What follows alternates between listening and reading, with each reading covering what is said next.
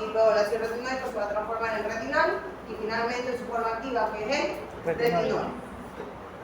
¿Sí? ¿Le damos? Sí. Entonces, lo consumo el alimento de origen animal en forma de retinol, a pesar de que tengo otras tres formas de encontrarlo, ¿okay? Pero eso no se da tanto a nivel de origen animal. Lo consumo de origen vegetal en forma de carotenoides, recordando que tengo dos tipos, ¿okay? Los alfa-carotenos y los beta-carotenos. ¿Okay? Los que tienen, o los alimentos que tienen beta-carotenos, van a tener esta mayor capacidad de absorción y de conversión en forma de ácido, en forma de retinol. ¿Okay? Recuerden que los carotenoides también se tienen que transformar en la forma activa. ¿Cuál es la forma activa de la vitamina A? Retinol. ¿Ya? Y eso es lo que vamos a ver en la siguiente imagen. ¿Ok? Vean, pongan la siguiente imagen, por favor. ¿Ya? Antes de entrar a la imagen, cuando yo hablo, eso sí está en la diapositiva. ¿Ok? Cuando yo hablo de vitamina A, ¿qué es lo primero que se me viene a la mente? ¿Qué? ¿Qué es lo primero que yo pienso? ¿Por qué consumo la vitamina A? Para mejorar la agudeza visual. ¿Ok? ¿Y qué componente del ojo interviene? La retina, cónigo bastante. Perfecto. ¿Los cónigos bastones también cómo se llaman? Perfecto. ¿Ok? Entonces, cuando yo hablo de la función de la vitamina A, tengo que tener, o siempre se me va a venir a la mente, que la función más relevante será para el mantenimiento y la salud de la agudeza visual, permitiendo el mantenimiento de los fotorreceptores. ¿Okay? Cuando nosotros veamos lactancia, ¿okay? O hablemos, mejor dicho, hablemos de la leche materna, vamos a ver que la leche materna es rica en vitamina A. ¿Okay? La vitamina A es teratogénica, por lo tanto no se puede suplementar en el embarazo. ¿Ya? ¿Se acuerdan del concepto teratogénico, verdad? Sí. ¿Han escuchado de la famosa isotretinoína? Sí. La utilizan mucho para el tratamiento del acné. Ajá. Porque muchos compuestos derivados de la vitamina A en forma de ácido retinoico, ¿okay? Son utilizados para el tratamiento del acné. ¿Ok? ¿Sí? ¿Me escuchan? No, pero ¿Ya? Por eso es que una chica que consuma cualquiera de estos, ya sea en forma de pastillas, que es la isotretinoína, pero también hay cremas a base de ácido retinoico, tienen que, especialmente cuando consumen la isotretinoína, tienen que consumir un anticonceptivo. ¿Por qué crees que tienen que consumir anticonceptivo? Con las hormonas. Para evitar que haya Esa es la respuesta. Aunque venga la chica más virgen, pura y catinal y que ruegue por Dios que sobre la Biblia que nunca va a suceder nada, hay que prescribir. Incluso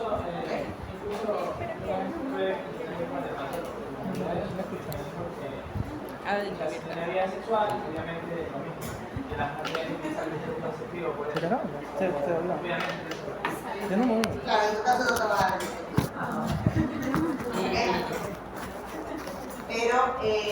Pero sí, es altamente teratogénica. Por eso es que uno debe pecar de más muchas veces a pecar con pobrecito. Yo recuerdo una vez en el internado, llegó una chica con abdomen agudo, un dolor muy intenso en el abdomen agudo con el puro el tablo. Y ella decía que no, que es pura relación sexual. Tremendo embarazo ectópico roto ahí.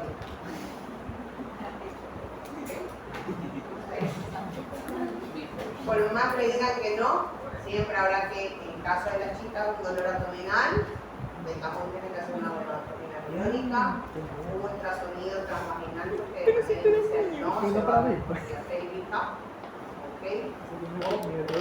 Bueno, se hace el pélvico y si ya vemos que hay algo, habrá que estar ahí. ¿Okay? Para confirmar lo que sea. Pero regresando al tema. Tener en cuenta que la vitamina A es teratogénica, ¿sí? Por eso es que una chica no puede tomar como suplemento prenatal, porque se toman muchos suplementos durante esta etapa del embarazo. Las vitaminas prenatales no contienen vitamina A, ¿ok? Si alguna llegara a tener, deben tener cantidades ínfimas, pero usualmente no tienen los multivitamínicos prenatales. ¿Por qué? Por su teratógenos.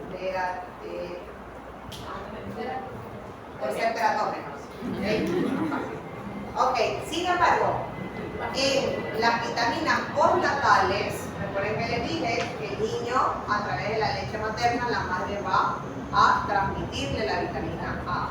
¿Ok? ¿Qué no puede hacer cuando un niño nace? No ve. No ve. Y no ve porque tenemos inmadurez de los fotorreceptores. Estos fotorreceptores van madurando conforme van pasando los meses. ¿Okay? Por eso es que es sumamente importante, no tanto para el niño, sino para la mujer que da de lactar, suplementarse con multivitamínicos postnatales. Lamentablemente en Ecuador no existen los postnatales, ¿sí? ¿Cuál es la diferencia entre los pre y los post? Que tienen alta cantidad de vitamina A. Recuerden que el prenatal no puedo dar, es teratogénico, ¿ok? Pero sí tengo que darlo como vitaminas postnatales, ¿ok? Entonces, ¿qué es lo que hacemos de una mujer en esta etapa, en la lactancia? Incrementar las fuentes nutricionales ricas en vitamina A. ¿Ya? Eso como una de las funciones que me he explayado un poquito, ¿ok? Ustedes ya saben que un niño a los 3 meses ya tiene la capacidad de fijar la mirada. Al inicio, ¿qué es lo que hace? Busca así. Escucha, pero no buscando así porque no logra. A los 3 meses le dicen fulanito y mira. ¿Ok? ¿Por qué? Porque ya tiene su agudeza visual. ¿Ok? No sé si ustedes se acuerdan, no sé por qué, hay cosas de la carrera que se me quedaron. Pero los tubérculos cuadrigéminos entran. ¿Se acuerdan de los famosos tubérculos cuadrigéminos? No, ¿se acuerdan? Eran como 4 mamilas chiquitas que tenemos en el cerebro. Los tubérculos cuadrigéminos tienen que ver en este enlace de por qué miramos cuando nos llaman. Tiene que ver. Ahí es cuando está claro este match entre la parte auditiva y la parte visual.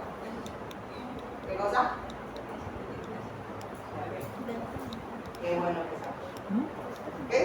Y por supuesto hay otra función que lo dije al inicio. ¿Cuál es la otra función de la vitamina A? Antioxidante, su papel antioxidante. ¿Ok? Entonces, ahora sí vamos a ver la imagen. Habíamos dicho, ¿verdad? Que estos 3 vitámeros que existen en la vitamina A de origen vegetal, de origen animal, perdón, solamente una realmente es la forma activa y que de hecho, indistintamente de la fuente, siempre van a tener que ser retinol, perdón, retinol. Cada vez que escuchen retinol, díganme no, retinol. De cada vez que escuchen yo retinol, retinol. Entonces, si se dan cuenta, en el panel A estamos en la línea intestinal. ¿Okay? Esos procesos que hablamos de la emulsificación por acción de las enzimas y de los cofactores es lo que estaríamos hablando en el componente A. A nivel de lo intestinal que hablamos la clase pasada. Una vez que son absorbidas, ¿verdad? Las micelas, se absorben de las micelas, los componentes lipídicos, en este caso estoy hablando de la vitamina A, ¿verdad? Vámonos primero a la línea que dice carotenoides, ¿ok? ¿Qué pasa con el carotenoide? El carotenoide habíamos dicho que es la vitamina A de origen vegetal y que se tiene que transformar sí o sí en forma activa, que es el retinol, ¿ok?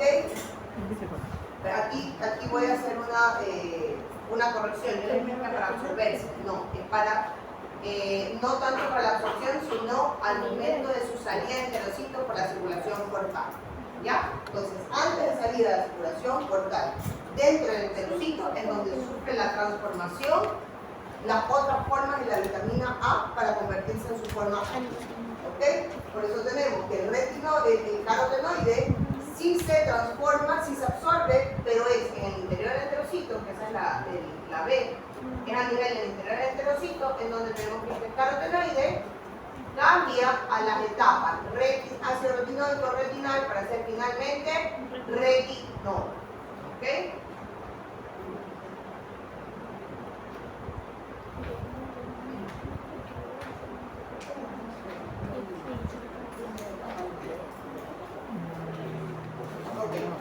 Ahora, si yo consumo alimentos de origen animal, sé que yo voy a tener el retinol se absorbe como tal, ¿verdad? Y entra en la vellosidad y el enterocito se queda tal cual es porque es la molécula activa. ¿Ok? En pocas palabras, se puede absorber en diferentes formas, pero tendrá que, a nivel del enterocito, dentro del enterocito, transformarse en su forma activa. ¿Qué pasa si suplemento? No lo tengo en la imagen. Y me voy a suplementar en forma de ¿qué? Ácido. El ácido retinoico. Este ácido retinoico se tendrá que convertir en ¿qué? Retinol. ¿En dónde se va a convertir? En el enterocito. Perfecto, en el enterocito. Entonces ahí estamos claros, ¿verdad? Ahora, para que pueda salir del enterocito, ¿okay? El retinol se debe unir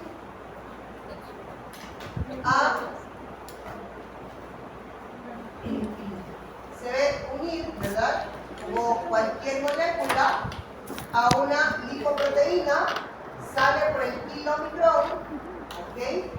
Sale por los kilomicrones, va a nivel hepático, ¿ok? Sé que hay muchos pasos o transformaciones químicas que van a irse dando. Sin embargo, voy a mencionar los dos pasos más relevantes, ¿sí? Se dan cuenta que a nivel del hígado, a nivel del hepatocito, tengo uno que dice retinol RBP. ¿Sí lo ven? Ese significa retinol junto con la proteína de unión del retinol. Retinol bind protein. Eso significa el RBP. ¿Ok? ¿Qué quiere decir? Que el retinol a nivel del hepatocito, ¿ok? Recuerden que ya hicimos la más importante. Transformamos en la forma activa aquellas moléculas que no lo eran. Y mantuvimos la forma activa de aquellos alimentos que me lo daban. ¿Ok? Llega por el kilomicrón y este retinol a nivel del hepatocito se tiene que unir y formar el complejo retinol con la proteína de unión del retinol y hacer este complejo, este primer complejo.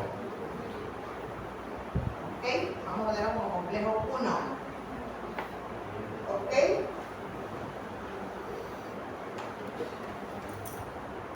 Forma entonces el complejo retinol, proteína de unión del retinol a nivel del hepatocito. ¿Ok? Pero para salir hacia los tejidos necesarios, ¿cuál es el tejido que principalmente buscará? Los fotorreceptores, ¿verdad? A nivel de los conos y los bastones, se deberá entonces, antes de salir a los tejidos, va a formar un segundo complejo. Y este complejo es el retinol, proteína de unión del retinol, y la transtiretina.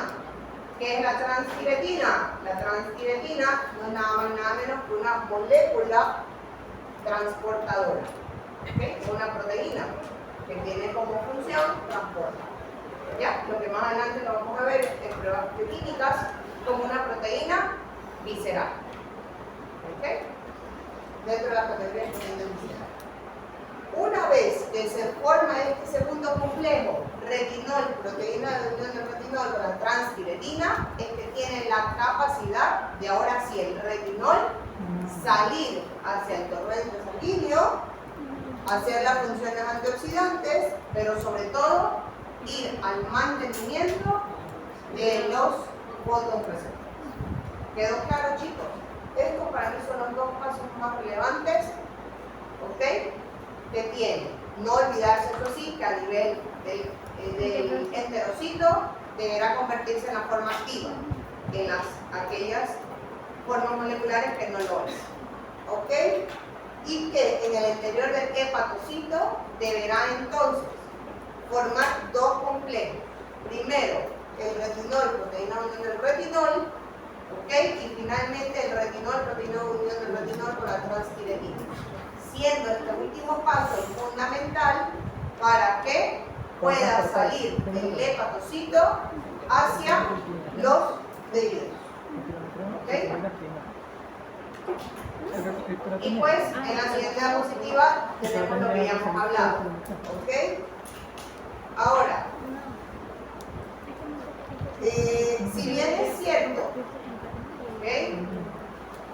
Como característico, yo me acuerdo que esto me enseñaron esto en la escuela. ¿Cuáles son aquellos alimentos ricos en carotenoides? Zanahoria. Zanahoria. No solo puedo hablar de la zanahoria, tengo que hablar de los colores. ¿Ok? Rojo, amarillo. Naranja, amarillo Rojo. y rojo. El verde, ¿qué tiene más? Clorofila, por eso son verdes. Por eso en la escuela. ¿Ok? Si bien es cierto, esto es el fundamento, pueden haber por ahí ciertas excepciones. Entonces, porque en efecto, de manera fundamental, los carotenoides, cuando yo hablo de alimentos de origen animal, alimentos de origen vegetal, los carotenoides serán aquellos ricos en estos tres colores: amarillo, rojo y naranja. ¿Ok? Amarillo, rojo y naranja. A tener en cuenta algo con los carotenoides, antes que se me vaya. ¿Qué fruta de color naranja es rica? Obviamente el carotenoide. Pero no es. ¿Cuál? Naranja, la zanahoria, ok. Vamos a ver la zanahoria. Una fruta, pero es una fruta. Oh, la papaya. La mandarina tiene vitamina C. La papaya. La papaya. Vamos por ahí, esa forma. Ajá, la papaya. No me acuerdo. Tengan en cuenta el problema de todos los carotenoides, pero hablo más de la papaya. ¿Por qué? Porque es la que más consumen las personas estreñidas, aunque no es la que más efectiva es. ¿Ok? La pitahaya. La pitahaya es mucho más cara. Bueno, ¿qué pasa? Pero no a todos les hace efecto. Lo que pasa es que quizás te haga falta otras cosas más. Pero la pitahaya es sumamente efectiva. ¿Ok? A ver, ¿por qué menciono esto? Cuidado el consumo excesivo de carotenoides. ¿Ok? Porque puede producir algo que se llama una pseudoictericia. ¿Ok? Pregunta, ¿ya vieron algo de ictericia? ¿Es el cuidadito para la ictericia? Sí. ¿Alguien sabe cómo se puede determinar o diferenciar una pseudo de una falsa? Una pseudo parece que, pero no es. Eso es una pseudo. Sí. ¿Ok? Diferenciar entre una pseudoictericia y una verdadera ictericia. Dímelo. ¿Alguien sabe? Dímelo. Recuerda algo, mejor que te confunda con usted que te confunda con el paciente. Y le digas que tiene una hepatitis y no la tiene. No sé, por los niveles. ¿Por? Los niveles de bilirrubina. Ok, no haces todavía ninguna analítica. Tú haces tu exploración.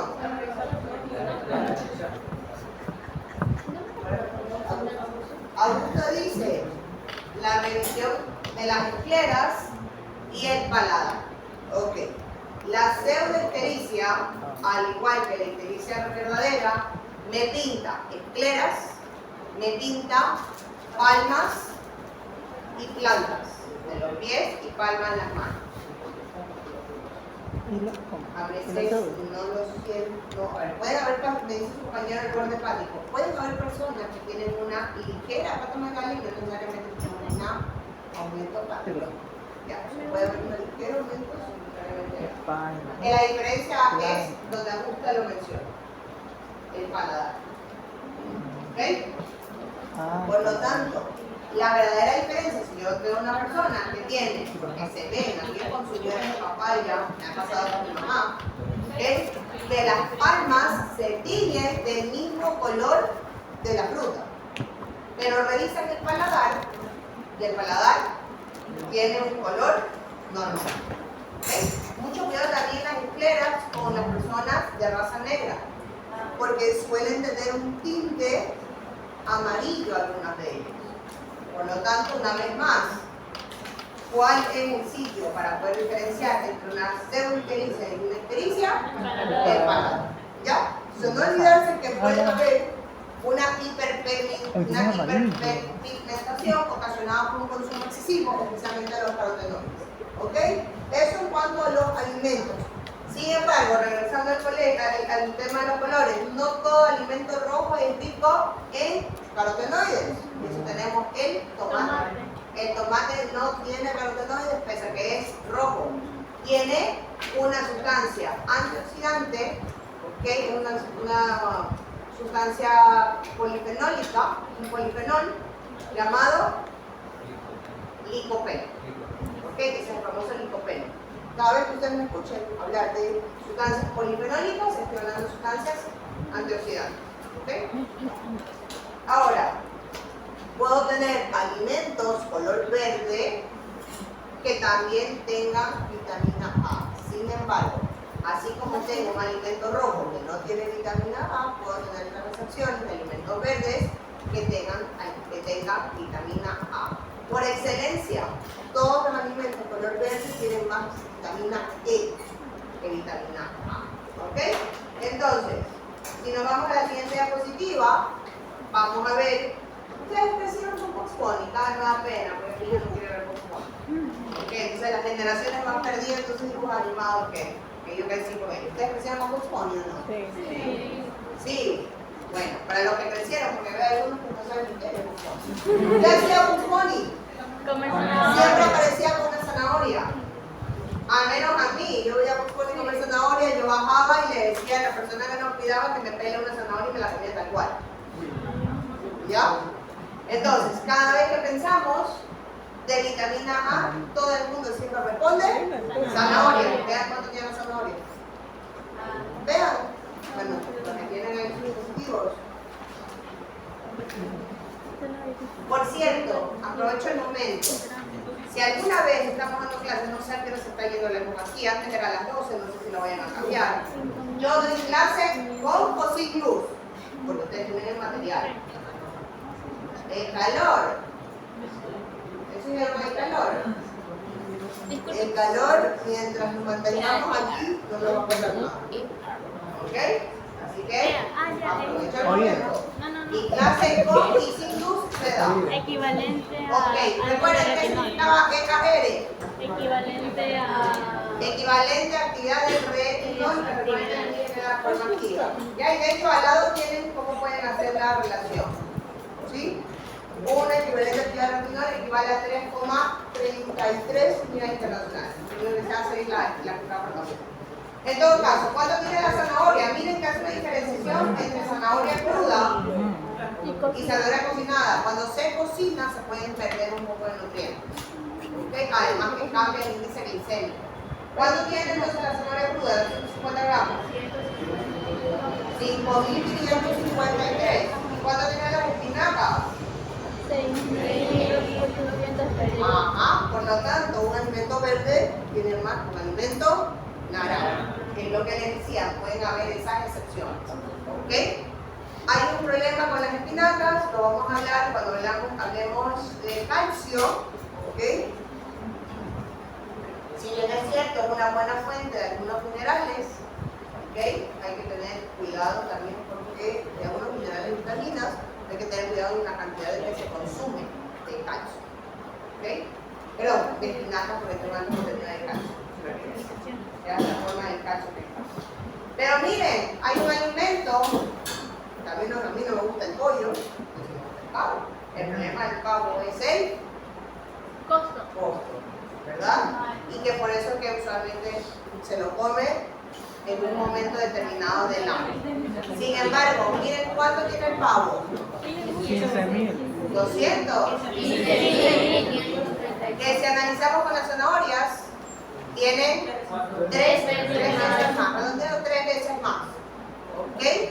Por lo tanto, ¿cuál es el mensaje? Le voy a decir a la persona, no coma zanahoria porque no sirve. No. Sigue siendo una opción porque es mucho más económica. ¿Ok? No sé si le voy a decir, traten de que su consumo sea más crudo que cocido. Cocinado tiene un índice glicémico muy alto. ¿Ok? Entonces, eso impacta directamente en los niveles de glicemia. ¿Ok? Entonces, preferentemente consumir las zanahorias de manera cruda. Okay, no les digo que le pongan la zanahoria como tal, no pueden rallarla, buscar la forma. Y que, por supuesto, si están en las posibilidades de consumir pavo con una frecuencia un poco mayor de solo una vez al año, pues a buena hora. Porque incluso lo van a consumir en qué forma en la vitamina A. En el pavo. En retinol. Vamos a consumir en forma de retinol y no dependerán tanto de esta transformación. ¿Ok? Y miren cuánto tiene el tomate.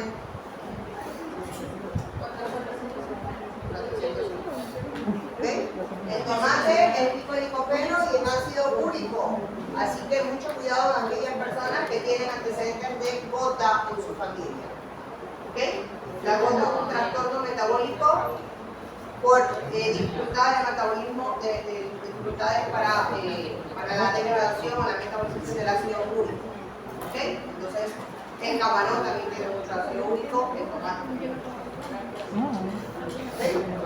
Y lo anterior, simplemente esto lo voy a mencionar, sirve para cada vez que nosotros tengamos una tabla como la que tenemos. Váyanse a la diapositiva anterior.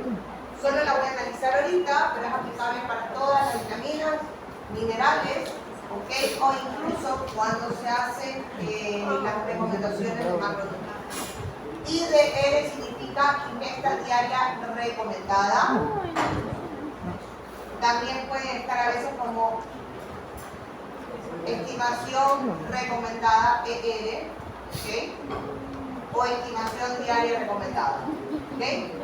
¿Qué son estas tablas? Son simplemente unas guías de cuánto deben consumir las personas dependiendo de la etapa en la que se está pasando. Hace un momento yo les hablaba de la suplementación. ¿Okay? La suplementación no debe darse a toda persona. ¿Cuándo se debe suplementar? Se debe suplementar cuando estoy en etapas de alta demanda, como por ejemplo embarazo, lactancia, que tengo aquí. En otras tablas voy a tener, yo por ejemplo, en el caso de niños pequeños o adolescentes, realmente no es necesario suplementar. La mejor suplementación, ¿cuál es? La que le dicen la de la olla.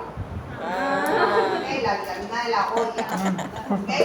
Entonces, si bien es cierto, tenemos en estos cuadros lactantes, niños pequeños, adolescentes, realmente no se deben suplementar en ellos. Lo que se hace es incrementar la cantidad de nutrientes, sea macro o micronutrientes, dependiendo de lo que estemos hablando, en su alimentación. Por ejemplo, el calcio. No le voy a dar suplementos de calcio. Lo que tengo que incrementar son fuentes ricas en buen calcio. Eso lo vamos a hablar en la próxima semana. ¿Ok? ¿En quiénes es mandatorio? Mujeres en lactancia, mujeres durante el embarazo. ¿Ok?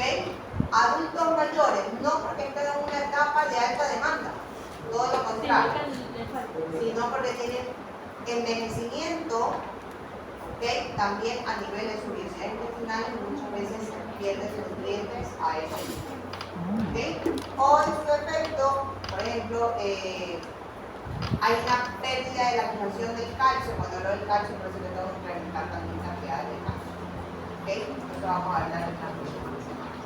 En todo caso, cada vez que ustedes vean esta tabla, ¿okay? Van a ver un sinnúmero de nomenclaturas. Alguien decía que es EAR, acuérdense que les dije que EAR es la nomenclatura actual de la vitamina A, significa equivalente cantidad de retinol. Y A significa ingesta adecuada, CTR, cantidad diaria recomendada. ¿Ok? ¿Y para qué yo pongo este tipo de nomenclatura? Esta adecuada, cantidad diaria recomendada? ¿Para qué lo ponemos? ¿Para qué? No, me refiero a qué significa metas. ¿Para qué poner un valor de referencia?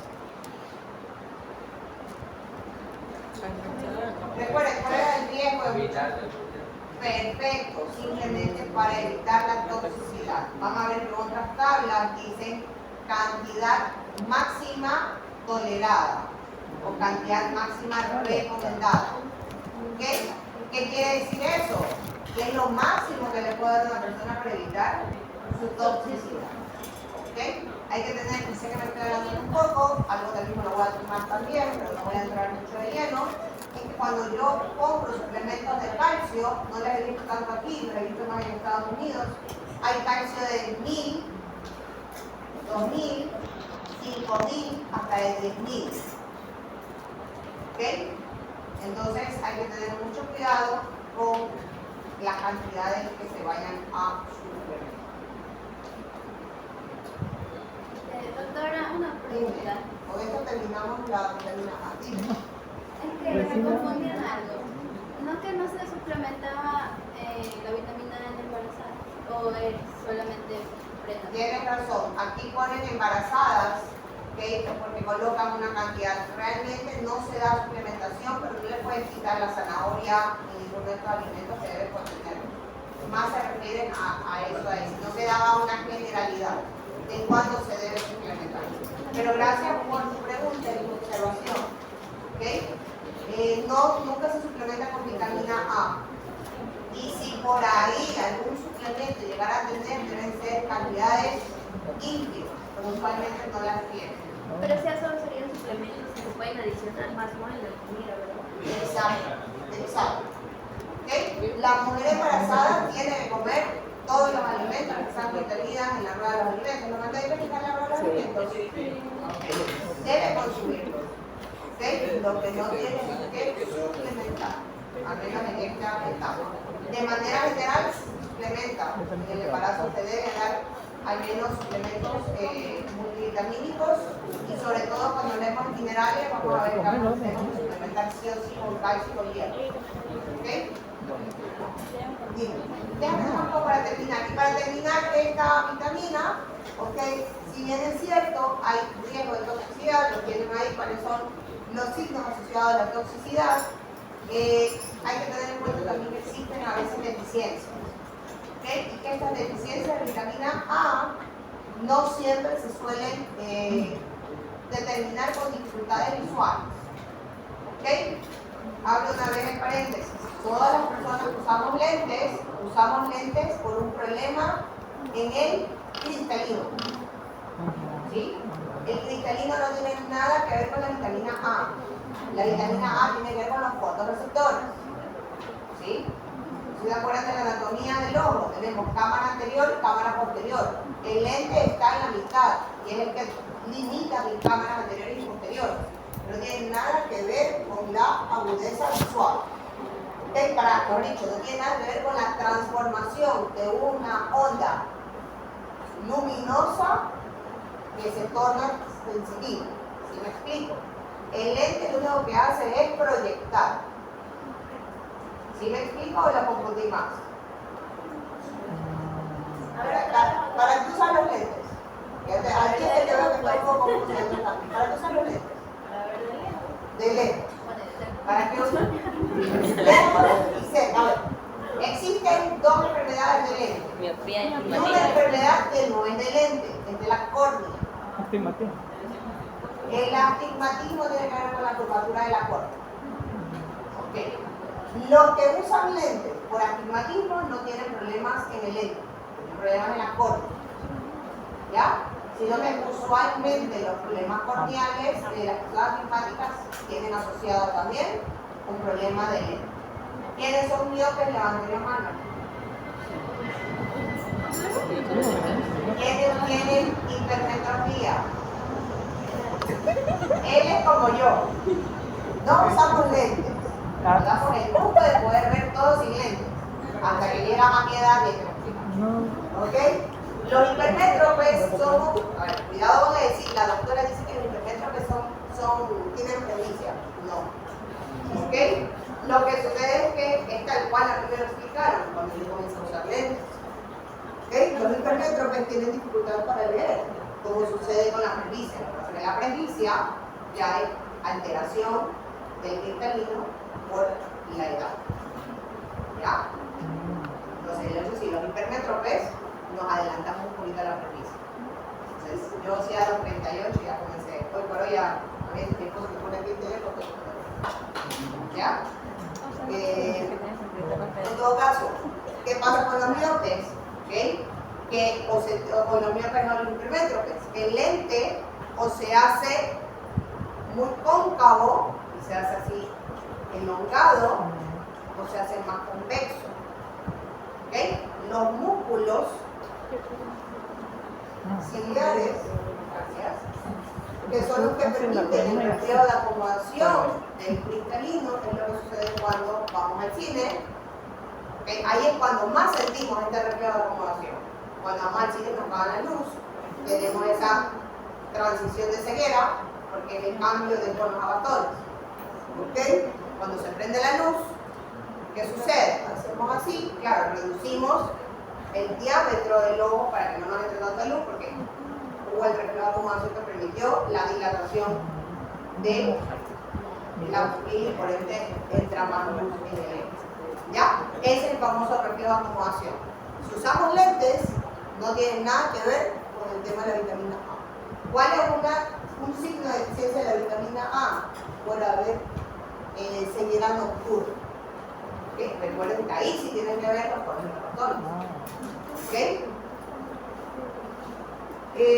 Sin embargo, la ceguera nocturna no es tan frecuente como un signo de deficiencia como son la aparición de pequeñas masas tumorales a nivel palpebral. ¿Okay? Si bien es cierto, hay un proceso también, que puede haber un proceso de obstrucción en las glándulas, ¿okay? Estoy hablando de los chaláceos. ¿Okay? El chalacio es como un ursuelo. ¿Dónde es el ursuelo? Son los ursuelos, ¿verdad? Son pequeñas masas tumorales que pueden aparecer a nivel de los párpados, superior o inferior. ¿Cuándo es un chalacio y cuándo es un ursuelo? Lo determina muchas veces el tiempo de evolución. El ursuelo se desintegra por sí solo, desaparece. El chalacio puede pasar un mes y todavía tiene la protuberancia. ¿Ya? Entonces, aquellas personas que tienen chalacio a repetición, no repitiendo un caso, sino muchos casos en el año, puede estar asociado con una deficiencia de vitamina A. Ahí en esos casos se suele suplementar por un corto tiempo con vitamina A. ¿Okay? Ahora sí, yo voy a hacer una pregunta.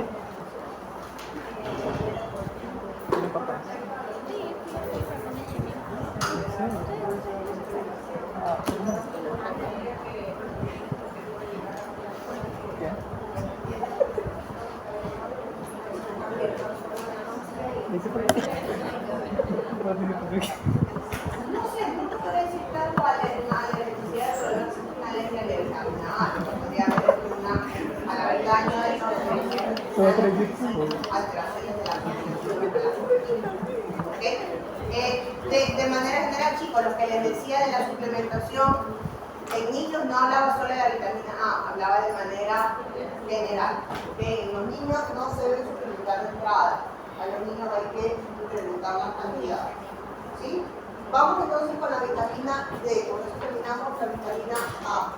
Hablar de vitamina D, realmente no podemos hablar sola de la vitamina D.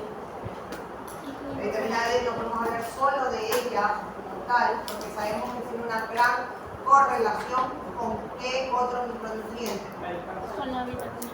Con el calcio, con la vitamina calcio. ¿Okay? No voy a entrar teniendo el calcio, por ahí diré ciertas cosas relacionadas al calcio. ¿Okay? De todas las vitaminas, las vitaminas más baratas, la que no nos cuesta nada, es la vitamina D, vitamina K. Ya, a ver, ¿ya? En nuestro medio, más que nada, tenemos sol hasta para regalar los 366 días que año que viene. ¿Ok?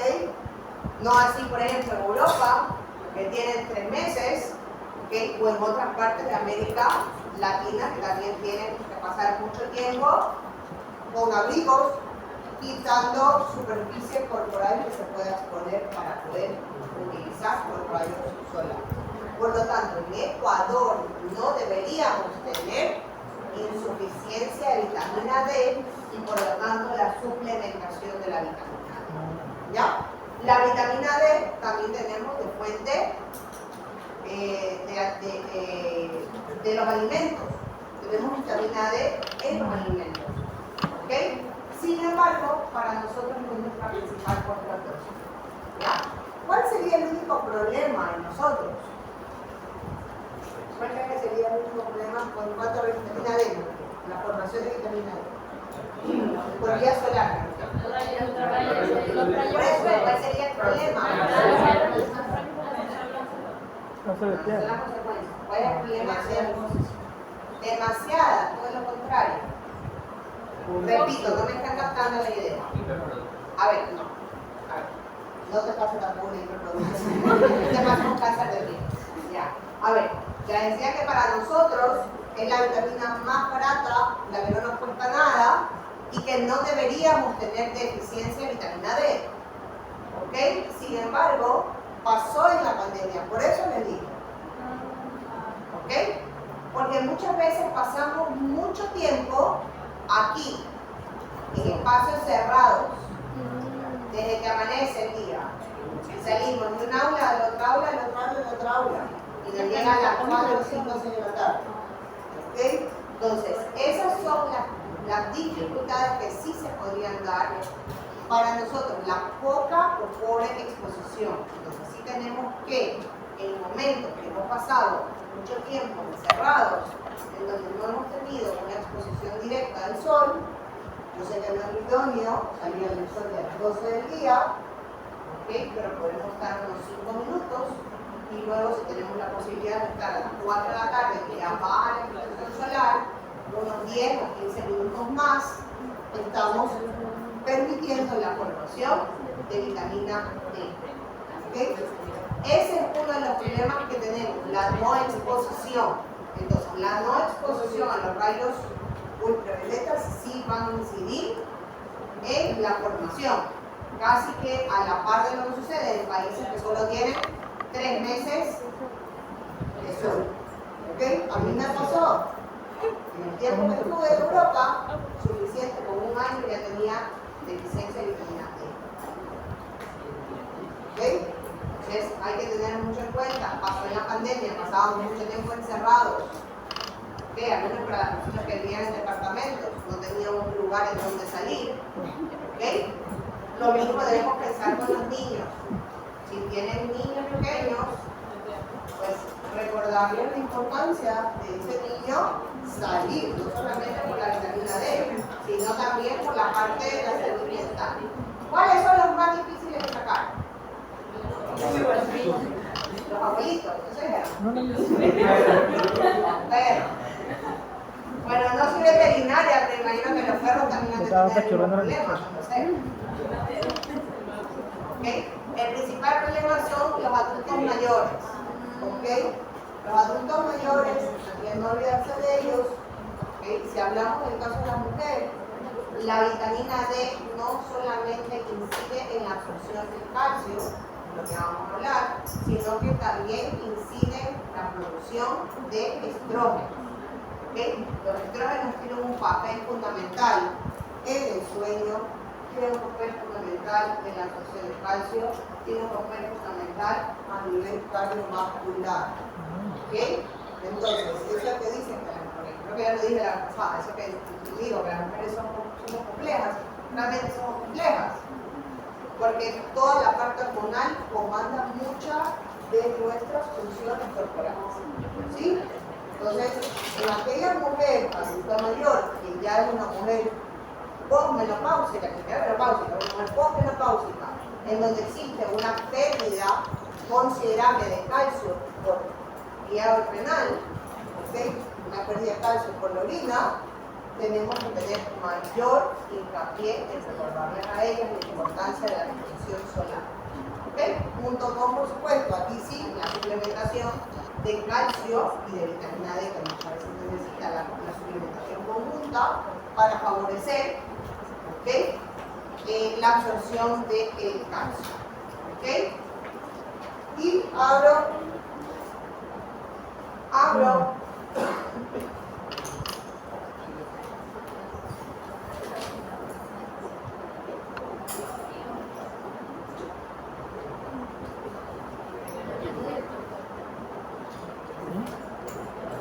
el debate con estas dos palabritas. Acabo de decir a ustedes que las mujeres posmenopáusicas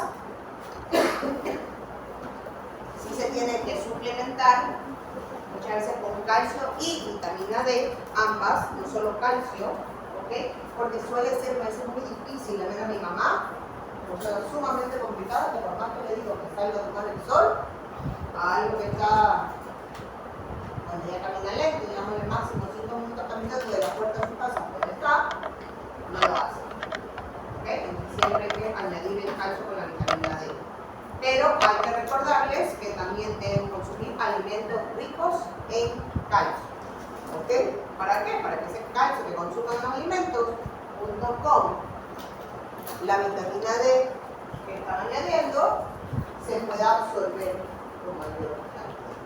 Por lo tanto, cuando yo hablo de alimentos, hablo de alimentos fortificados o alimentos enriquecidos. ¿Cuál es la diferencia entre enriquecer y fortificar? Que estoy hablando de un alimento. ¿Qué es enriquecer?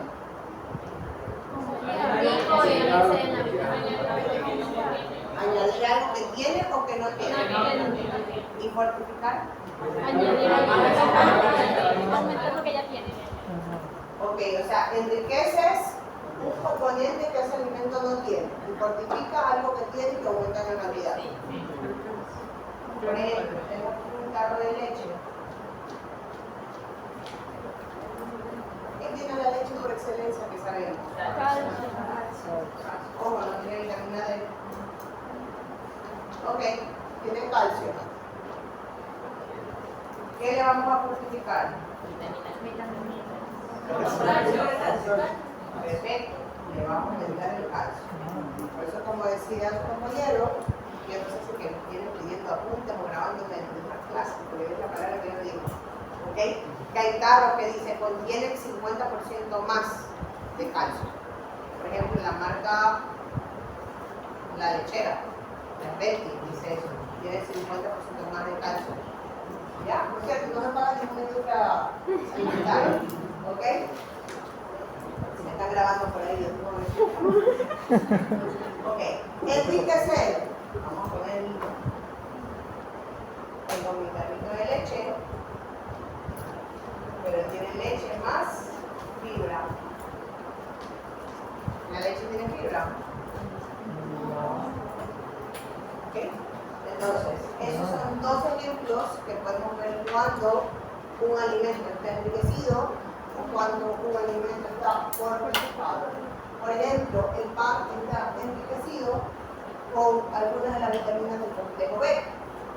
Por eso es que hablar de una deficiencia de esas vitaminas siempre es muy frecuente porque se lo suele enriquecer en muchos, se lo suele enriquecer en la elaboración de muchos alimentos a base de cereales.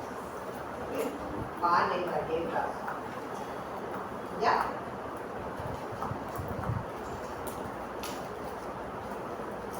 ¿Okay? Vuelvo entonces a lo que estábamos. Habíamos dicho que entonces la vitamina D tenemos dos fuentes, a través de los alimentos, que en nuestro caso no es la principal fuente de obtención. En otros países que no tienen un sistema o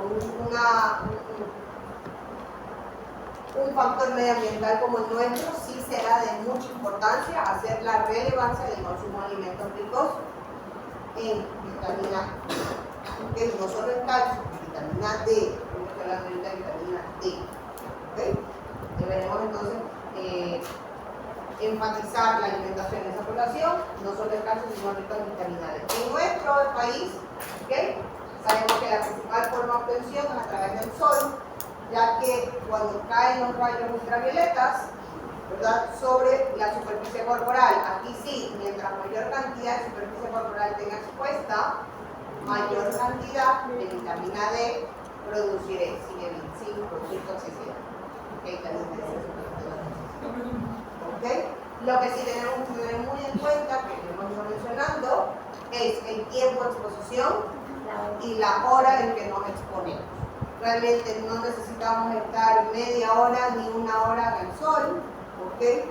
Que le dediquemos al día 10, 15, 20 minutos, ¿okay? Eso sí, los que están con abrigo tendrían que sacarse los abrigos, ¿okay? Cuando nace un bebé, ¿qué les dicen a las madres? Déjenlo en pañal, y que lo saquen sol y en pañal.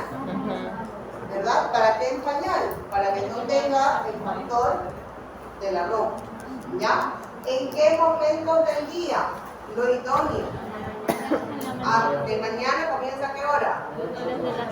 Ustedes, dependiendo, por ejemplo, aquí en época de invierno, en las 7 ya suelen tener sus primeros rayos solares.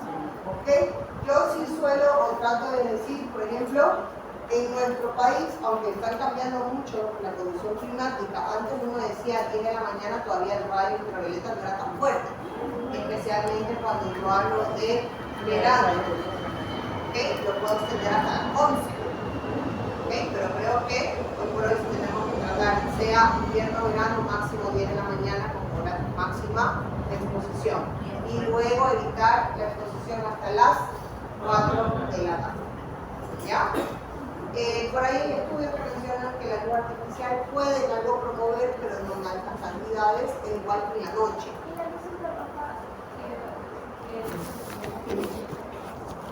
La luz. Para que la vitamina D. Sí, más no es que la luz, yo tampoco conozco mucho el tema porque todo depende del tipo de onda. No estoy segura si la luz infrarroja puede más bien incidir en el cáncer. Por eso es que cuando la usan se ponen las gafas porque pueden terminar ocasionar daño. Si quieres preguntarme la relación entre infrarrojo y producir vitamina D, no la sé. Creo que tenemos una relación con el cáncer. ¿Ya? Lo que sí es que se puede producir, tenemos luz solar en las noches, sí, sino que en menor cantidad. Recuerden que la luna se refleja por los rayos del sol. Entonces, ¿se puede producir algo de vitamina D en las noches? Sí, pero es mínimo. ¿Se puede producir algo con la luz artificial? Sí, pero es mínima, no necesaria para fomentar la mayor cantidad de absorción. Se puede formar vitamina D a través de la exposición solar por ventanas. Me refiero a que si tuviéramos un vidrio y a través de ese vidrio refleja la luz solar. Sí, pero también muchos mencionan que no es la manera idónea, porque el vidrio reduce la cantidad de rayos al momento, o sea, se reduce la absorción de rayos. ¿Ya? Siempre será la mejor forma de exposición directa, tomando en cuenta las horas, las franjas horarias que mencioné, y por supuesto también ahora hay muchos dispositivos móviles, los smartwatch, incluso ahora en la televisión, mencionan ya no solamente las horas, sino la intensidad del rayo ultravioleta. ¿Okay? Entonces, aquellos días que tenemos un rayo ultravioleta muy altos, desde la mañana, pues quizás preferible tomar el sol, de la tarde, pasada las 4 de la tarde, que ya es. ¿Okay? Son datos no porque van a incidir en la absorción de la vitamina D, sino que van a incidir en la salud de la piel. ¿Ya? No olvidarse de eso. Doctora, una pregunta. Dime. Yo me acuerdo que en pandemia decían que al menos deberíamos sacar tipo el brazo o algo así. Obviamente no va a ser la misma cantidad de absorción si sacamos completo o solamente una parte. Pero si sacamos solamente una parte del cuerpo, ¿debería ser mayor tiempo a la exposición o no? Claro, tendría que compensar. ¿Ya? Hoy por hoy ya se sabe que, por ejemplo, no era como lo decían a nivel de pandemia, que Miguel ponía un pie en la calle y ya le daba el virus. sabíamos que había otros factores de por Si no medio. hace daño, entonces mayor tiempo de exposición, solamente una parte. O sea, dependerá, en cierta medida, no te puedo dar una cantidad exacta de cuánto producimos el cuerpo completo, cuánto produce un miembro. ¿Okay? Pero por supuesto, si tienes mayor superficie corporal expuesta, vas a requerir de menos tiempo de exposición que si solo sacas una pequeña parte de tu cuerpo. Ya, y otra preguntita, usted mencionó algo de la luz artificial que no era lo mismo que el sol, pero por ejemplo cuando la Pero sí te dije que en algo producía, pero no la cantidad adecuada. Eso es lo que lo veo. sí, es que iba a preguntar cuando los niños a los bebés le dan ictericia y los ponen en esas, no se llaman cámaras, eso, las fundas. Ok, eso se llama fototerapia. Y eso tiene no sé la verdad cuál es el mecanismo por el cual se da, pero se ha dicho que la radiación a la luz, que es una fototerapia, ayuda a la metabolismo de otra cosa. La vitamina K. Detrás de la buena. Eso es para reducir los niveles de bilirrubina. ¿Ya?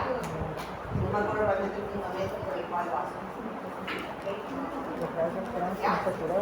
Pero, repito, los niños que nacen, ¿okay? Como he dicho, la luz solar artificial, la luz artificial en algo ayuda.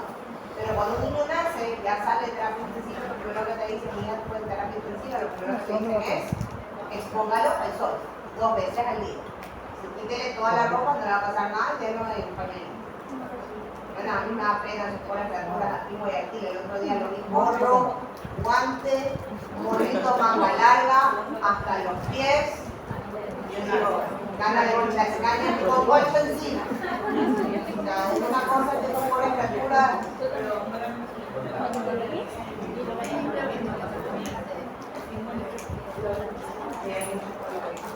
Ok, no se pide que ya sea por vía oral, que yo consuma la vitamina D, ¿sí? O la que movilicé y formé a través de la exposición de rayos ultravioleta, que cuando yo me expongo a la luz ultravioleta formo una molécula que se llama 7-dehidrocolesterol, ¿ya? Ya sea esa vitamina D3 que se formó a través de la piel o la que yo consumo, deberán tener 2 pasos obligatorios. El primer paso va a ser a nivel hepático y un segundo paso que es a nivel renal. Recordando que a nivel renal es cuando tenemos ya la vitamina D propiamente activa, o sea, la vitamina D activa. ¿Ya? ¿Qué va a darse en el carbono? ¿Qué va a darse a nivel hepático? ¿Y qué va a darse a nivel renal? Se van a dar 2 procesos de hidroxilación.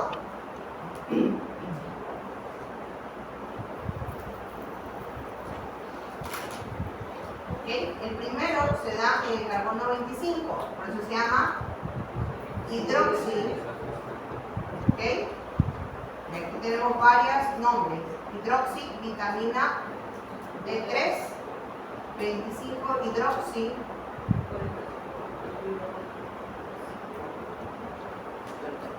colecalciferol, o también conocido más actualmente como calcidiol. ¿Okay? Luego de este primer paso que se transforma esta molécula, tiene un segundo y último paso, en donde ya no va a haber solamente la hidroxilación del carbono 25, sino que también se va a dar una hidroxilación del carbono 1. Por eso es que este hidro pasa a ser dihidro. ¿Ok? Entonces tenemos 1,25 dihidroxi, vitamina D3, 1,25 dihidroxi, colecalciferol, o más conocido en la actualidad como calcitriol. ¿Ok? Más conocido como calcitriol. ¿Ok? Así como la vitamina A más se conoce como equivalente a actividad de retinol, hoy por hoy más se conoce como calcitriol. El calcitriol o 1,25 dihidroxivitamina D3 o 1,25 dihidroxicalciferol es la que va a permitir, pongan la siguiente diapositiva por favor, que se permita la absorción del calcio a nivel intestinal y que a su vez, una vez que este calcio sea absorbido a nivel intestinal, pueda almacenarse lo que no necesite quedarse a nivel de torrente sanguíneo, que vaya a depositarse en los huesos. Por eso es que la principal función, o una de las principales, porque hoy por hoy la vitamina D ha cambiado mucho sus roles. ¿Okay? Sabemos que uno de los papeles de la vitamina D es el permitir o el conservar la salud ósea. ¿Okay? Esta vitamina D que favorece la absorción del calcio, ya vamos a ver en qué condiciones va a favorecer la absorción del calcio. ¿Okay? Porque el calcio tenemos que se va a absorber de manera activa y de manera pasiva, dependiendo de los niveles de calcio correspondientes. ¿Okay? Entonces, una vez que este calcio se absorbe a nivel intestinal y mantenemos los niveles normales en sangre de calcio, sabemos que el calcio que queda, que sobra, va a entrar en el hueso por acción no solamente de la vitamina D, sino que aquí hablamos de un papel netamente hormonal. ¿Okay? Por acción de la calcitonina. ¿Okay? Que tenemos la calcitonina,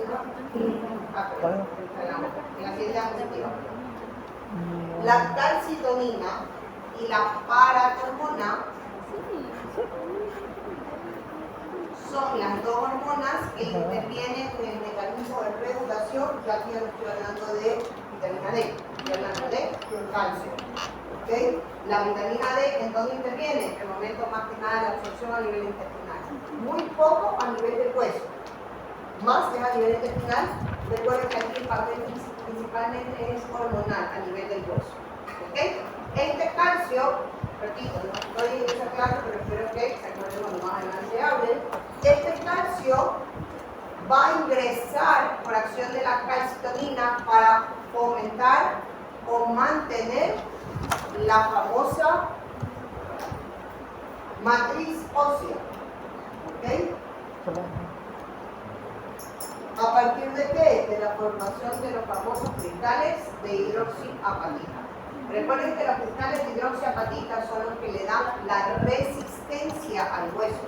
Por eso que el hueso no se puede romper simplemente de que va a romper el hueso. ¿Okay? La resistencia ósea está dada, repito, por la cantidad de calcio que ingresa. ¿Okay? ¿Cómo ingresa el calcio? Por acción de la calcitonina.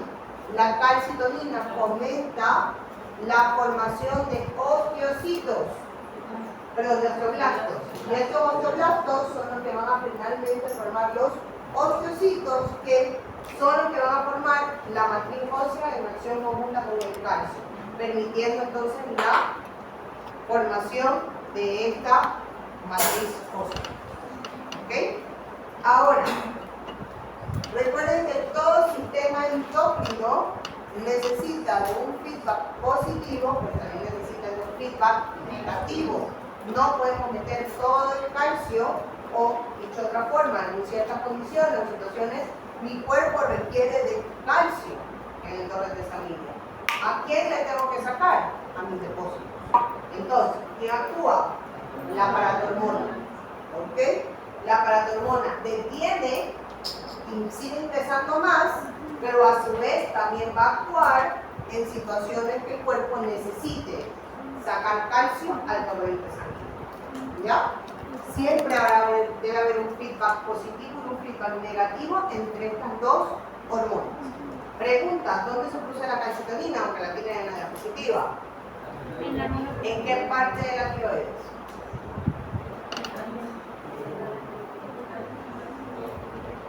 No, la calcitonina en la paratiroides produce la paratormona. ¿Ok? Da para todo. Hay que investigar eso. ¿Qué cosa? ¿En qué parte de la ciudad?